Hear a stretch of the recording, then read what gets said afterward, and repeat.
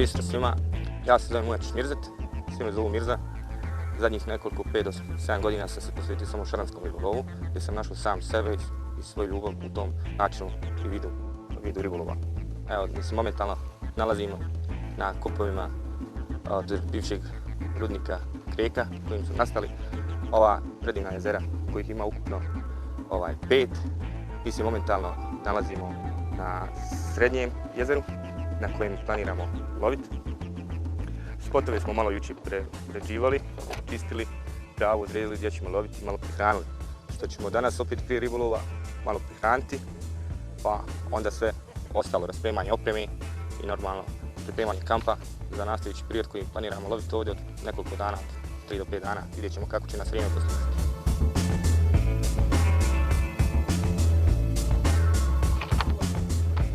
Mi smo jučer, ja i moj prijatelj Šeho Čelen, pripremili, to je prvo odredili gdje ćemo loviti i pripremili spotove, očistili travu koja bi nam prilikom lova, zabacivanja i razvlačenja svega toga smetala i normalno na spotu da nam je čisti spot da bi riba prišla lakše i bolje uvidjela naše krmne mamce.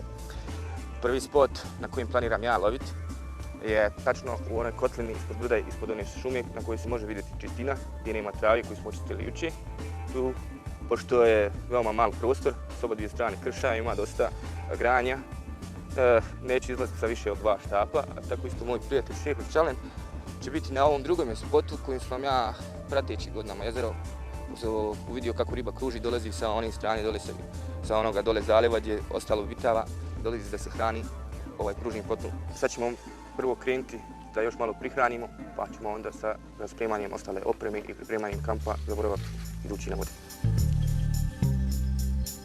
Prvi dojam bio je odličan, veoma lijepo okruženje i čista voda. Naš domaćin Mirza Mujačić sa Adijem i Šehom koji čine Carp Team 3 u 1 podijelili su zaduženja, tako da su jedni uredili kopno, odnosno postavili šatore i pripremili opremu, dok su drugi čamcem ispitivali dno i odredili spotove. Pošto je šaranski ribolov jako opsežan, zaobuhvata dosta opreme i dosta priprema, mnogi naši ljudi baš ga ne voli, to jest ribari, baš ga ne voli zbog toga pravi profesionalni šaranski ribolov zahtjeva dosta pripremi, pa tek onda i lova i ribolova, a to sve prati velika opsežna oprema i mnogo toga ostalo. Od svih silne ribarske opreme imamo opremu koja će nam, to je normalno, dati duži, komfortniji boravak u prirodi.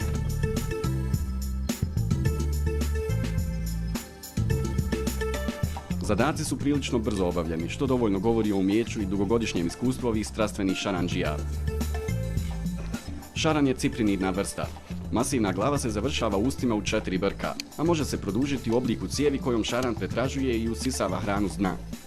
Prema staništu boja mu varira od bijelo-zlatne do smeđe po leđima, a postaje svjetlija s bakrenim odsjajima po bokovima te završava s više ili manje svjetlim trbuhom. Šaran živi u prosjeku 15 godina, a neki primjerci mogu biti stariji do 30 godina. Mogu narasti do 1 metra, a biti teški više od 35 kg. Čini se da šaran više voli stajačice ili rijeke sporijeg toka, koje se ljeti veoma zagriju. Posebno su mu drage vode bogate vegetacijom, a podnosi i manji postotak kisika u vodi. U prvim godinama života šarani žive u jatu, ali kad ostare veći primjerci pribjegavaju samotnjačkom životu. Možete da vam ja to ako ne možete dohvatiti. Šaran je aktivan noću i danju, što zavisi od temperature vode. U hladnoj vodi šaran ograničava svoje kretanje i prehrambenu aktivnost, čime štedi energiju. Tokom cijelog života šarani se hrane ličinkama, kukcima, mekušcima, ali i različitim rastinjem kao što su biljne mladice, sjemenke i korijenje. Neprestano pretražuju taloge i rove tlo u dubinu i do 20 cm. Mladi se hrane planktonima, a stariji, u slučaju nedostatka hrane, mogu postati i grabežljivci. Nakon pripremanja, postavljanja kampa i svega toga ostalog za boravak duži na vodi, segnuli smo pripremi mamaca i sistema.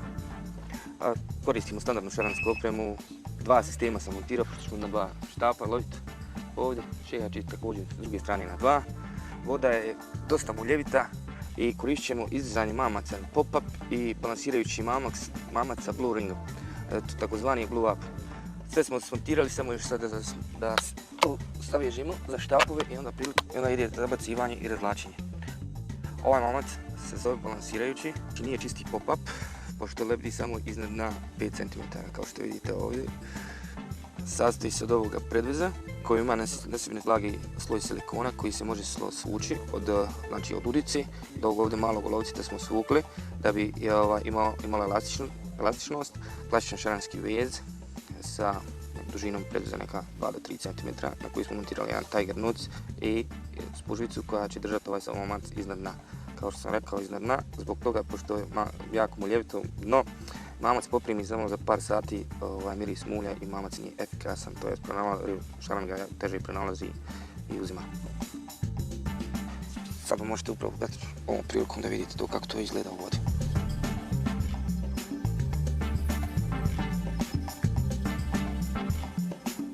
Za daljnji nastavak od ovog sistema sam koristio takozvani ledkor, to je šnjura koja u sebi ima olovo, tako da bi čitav sistem držala na dnu. Ledkor sam napravio otprilike neki metar dužine, malo jači. Pošto pecamo, spot nam je u padu prema nama, znači ispliče sa dubljim prema nama. Ovaj će ledkor potopiti čitav sistem na dno jer ima olovo u sebi. Ovo je takozvani safety bolt sistem na koji se olovo montira. Ovom prilikom ćemo koristiti 90 gramska olova, pošto sistemi moraju biti jako dosta našpanovani do štapova, ima dosta krša, da bi što bolja kontra ribi, kako riba uzme, da bi se što bolje ulovila. Olovo se, kao što vidite, stavlja ovdje. Ovaj sistem, kao što sam rekao, safety ring se zove i to je safety, on se koristi, izmišljen je zbog sigurnosti ribe. Kada riba slučajno nam ode u granje i izgubimo ribu, to jest ovo je smišljeno zdravlje, znači riba odlazi sa sistemom i salavom. Najčešće olovo uvijek spetlja i sistem u granje i riba ne može teško da se oslobodi toga i tu znači ugine. Međutim, ovo olovo i ovaj safety ring je napravljen. Kada se riba zaglavi tako prilikom, to jest ako izgubimo i zaglavi se u granju, prilikom vuče dešava se ovo baš i otpada, olovo otpada, riba je slobodna na ovom sistemu i dalje u budućnosti se mnogo lakše izrešava udice i jednostavno to je smisleno za zdravlje ribe. Pored ovog sistema što smo naveli malo prije balansirajući imamo drugi blow-up, takozvani blow-up sistem sa ringom koji vidite ovdje na udici. To je za osjetljive ribe koje uzimaju malo primamljiv mamac sa opreznošću. Kao što vidite ovdje je bojil, sve cipridne vrste, to je šaranske vrste, uzimaju bojil u usisavanju. Prilikom usisavanja kada osjeti prevaru, mamac pljuje, to jest ringla klizi po udici i udica ostaje zadnja ustima i ubada se u usni šarana. To je taj sistem. Da bi se ulovio šaran, strpljenje je zlata vrijedno. Potrebna je potpuna predanost ribolovca.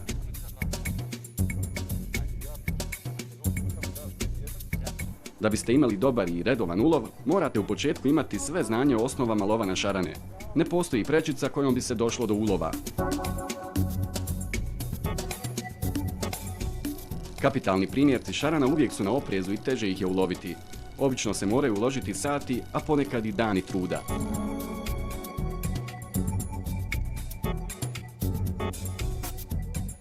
Poznato je da veliki primjerci najčešće žive u jezerima. U toku dana šarani se povlače u zaklon, po travu i oronula drveća. Mamac bačen u takva područja često rezultira zagrezom.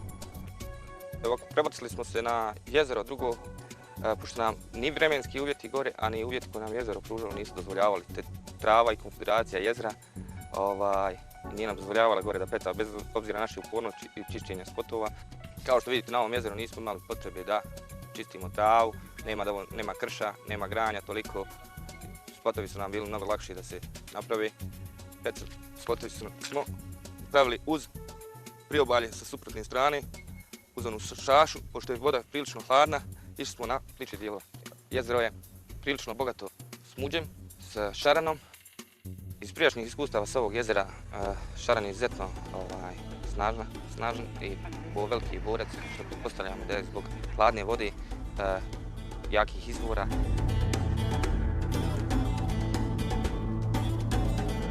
Sve u toku dana, od kojih smo 6 realizovali. Šarani su bili prosječni između 3 do 5 kg. Imali smo jedno skidanje i jedno kidanje po pretpostavci. Bila je velika riba na štapu. Evo već je podne, nadamo se grizu, jer riba radi u najtoplijem dijelu dana. Evo upravo imamo griz kuradija.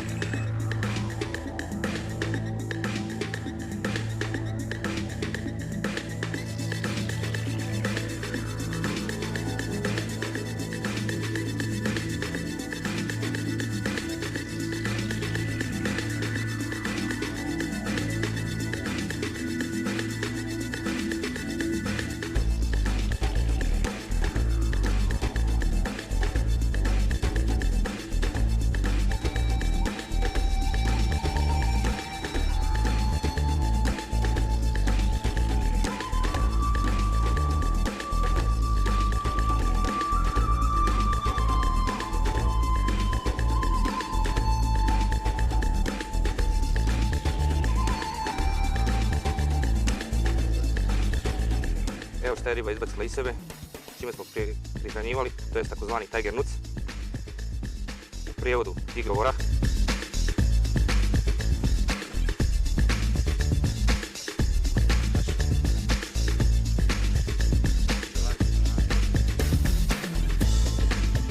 Kao što vidite, riba je zdrava, u pravoj kondiciji, peraje nijedno nije oštećeno. Prirodno stanište. Jako dobro, godinu, voda, hladna. Za svoju veličinu je izuzetno borben.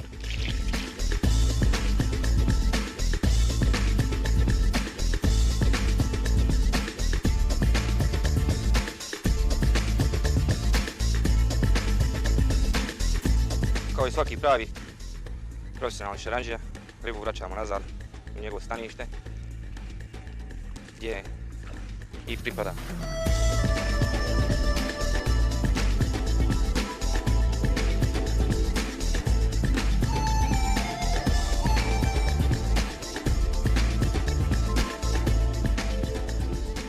Smo imali prvi griz i realizovali smo ga.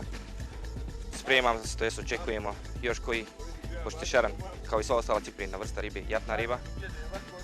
Pretpostavljamo da je riba već došla na naše hranilište i možemo očekivati još koji griz.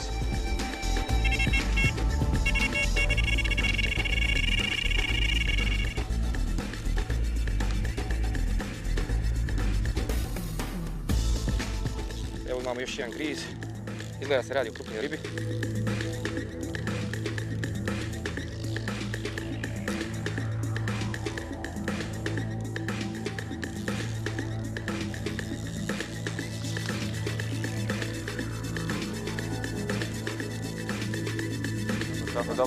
Dobar, stao.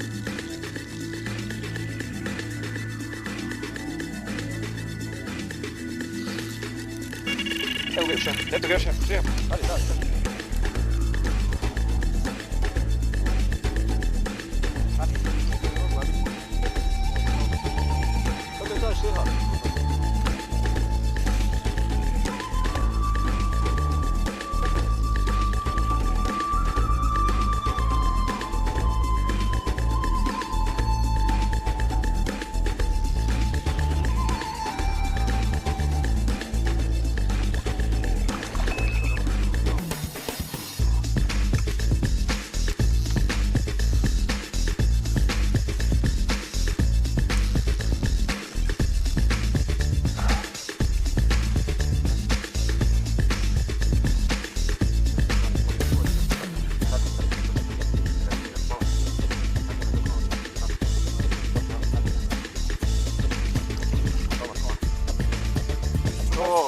Majstore, to.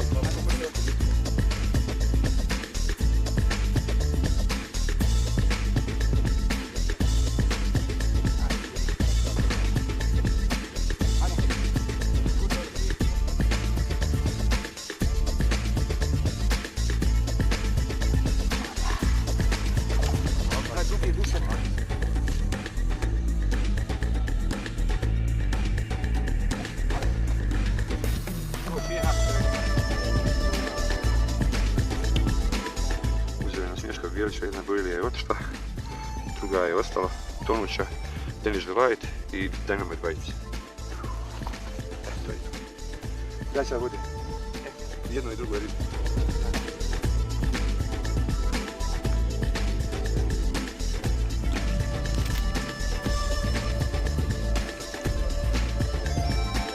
Vide se tu hranimo, znači prirodni hrane ima u izobilju.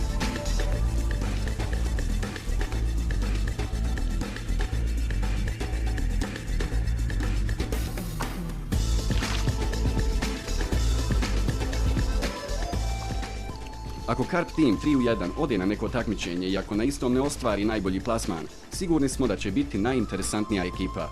Bistro Bosna i Hercegovina. Bistro BiH.